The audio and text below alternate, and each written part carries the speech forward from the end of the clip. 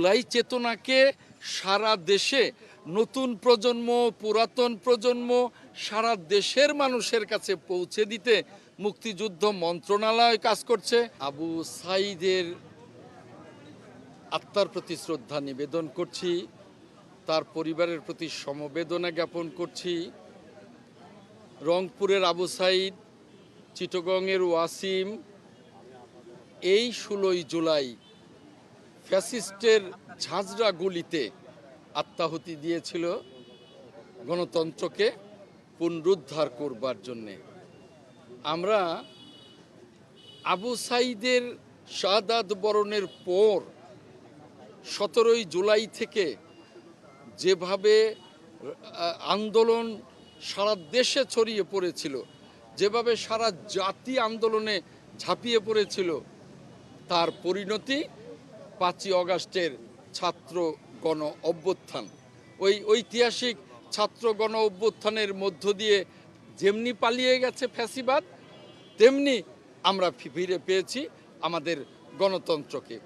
যেমনি পালিয়ে গেছে ফ্যাসিবাদ, তেমনি আমরা জনগণের ভোটে আমরা ফিরে পেয়েছি একটি নির্বাচিত গণতান্ত্রিক সরকারকে, একটি নির্বাচিত সংসদকে। এই নির্বাচিত গণতান্ত্রিক সরকার এবং এই নির্বাচিত সংসদের মধ্য দিয়ে আমরা আবু সাঈদ, ওয়াসিম আকরামের স্বপ্নকে বাস্তবায়ন করব, জুলাই সনদকে বাস্তবায়ন করব।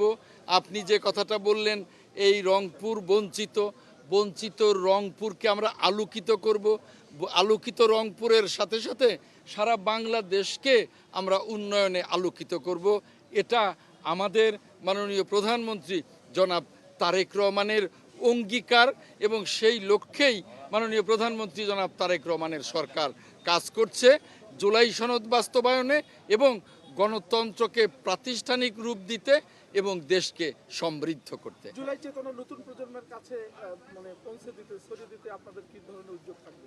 জুলাই চেতনাকে সারা দেশে নতুন প্রজন্ম, পুরাতন প্রজন্ম, সারা দেশের মানুষের কাছে পৌঁছে দিতে মুক্তিযুদ্ধ মন্ত্রণালয় কাজ করছে।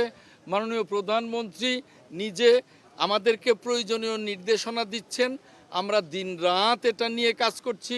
জুলাই চেতনাকে সারা দেশে ছড়িয়ে দেবার জন্যে মুক্তিযুদ্ধ মন্ত্রণালয় একটি অধিদপ্তর আমরা প্রতিষ্ঠা করেছি। আমরা এই জুলাই চেতনার মধ্য দিয়ে আমরা এই জাতিকে এগিয়ে নেব, গণতন্ত্রকে এগিয়ে নিব এবং এই জুলাই যেন আমাদের চেতনায় চিরকাল জাগ্রত থাকে, সেভাবেই আমরা এটাকে প্রতিষ্ঠা করব। প্রত্যেকটা নিরপরাধ ব্যক্তিও যেন সেই কোনোভাবে যেন নিগৃহীত না হয়, সেই বিষয়টা আমরা দেখব।